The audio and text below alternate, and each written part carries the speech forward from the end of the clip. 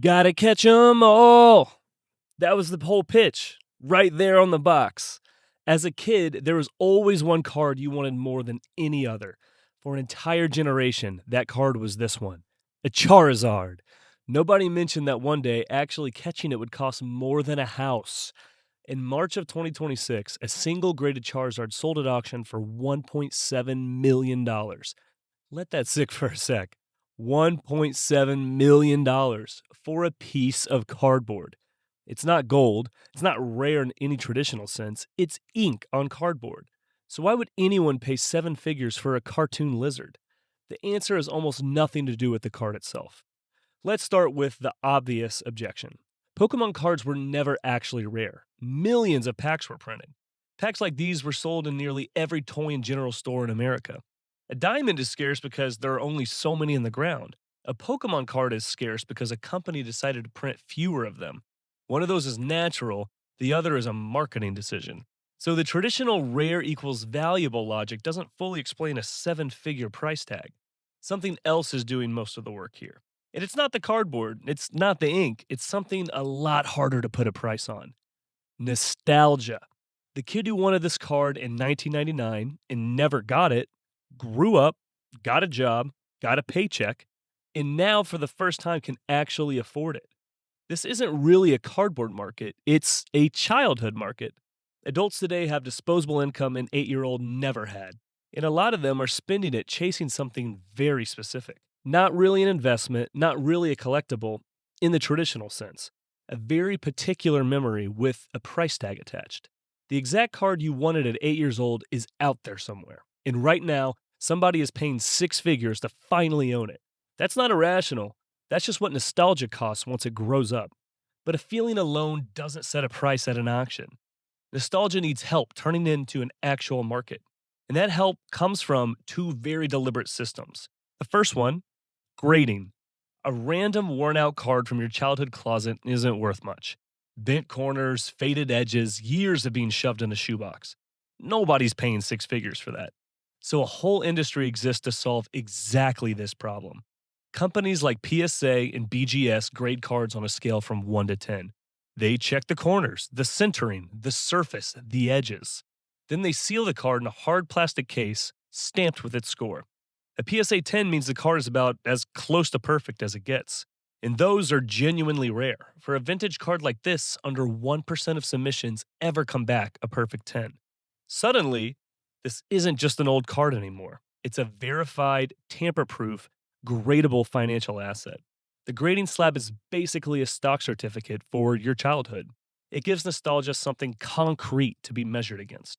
But grading alone still doesn't explain why this specific card and not some other one. For that, you need the second system, scarcity, engineered on purpose. The Pokemon Company controls exactly how many cards get printed.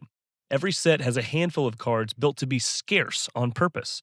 Limited print runs, special foil patterns, so called chase cards. The Charizard from the original 1999 set is the most famous chase card ever printed. It was the biggest, flashiest dragon in the game, the box art of the whole set. Every kid wanted it. Almost nobody's parents bought enough packs to guarantee one. That combination, mass childhood desire, deliberately limited supply, is not an accident. It's a business model. Scarcity gives nostalgia a specific target instead of just a vague feeling. Without a target, nostalgia is just background noise. With one, it's a functioning market with real prices in real auctions. Grading verifies the object. Scarcity picks the object. Nostalgia sets the price. And then, in 2020, all three collided at once. The world shut down. Everybody was stuck at home. People started digging through closets and attics, reconnecting with old hobbies. Stimulus checks landed in a lot of bank accounts at the exact same time. And then YouTube got involved. Videos of collectors opening entire boxes of vintage cards on camera got millions of views. Huge sums of money got thrown at rare boxes, live, in front of an audience. Every viral unboxing video was free advertising for the entire market. Hype started feeding itself. Card sales exploded almost 600% in a single year. For a while, it looked like the market could only go up. It didn't. The Pokemon Company printed far more product to try and meet demand. Speculators who'd piled in for quick profits started heading for the exits. By 2022, prices on a lot of these cards had fallen sharply.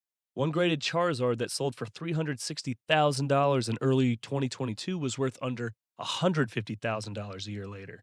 This is the same pattern as every speculative bubble in history: extra cash plus hype plus a story people want to believe. So, is this all just a cautionary tale from a few years ago?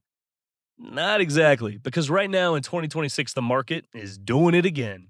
This year's Pokemon's 30th anniversary, and the timing lit the whole market back up. In February of 2026, one collector sold a single ultra rare card for $16.5 million.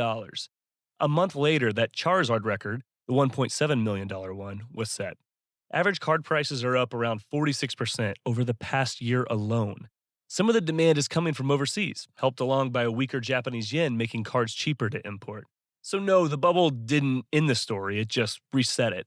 Prices crash, then a new reason to believe comes along, and they climb right back. That's not a flaw in the system. For an asset built on nostalgia, that's the whole system. And this isn't just a Pokemon story. Vinyl records, vintage sneakers, retro game consoles, they all come back the exact same way. Different object, same engine underneath. Grown adults with real money paying to feel like kids again.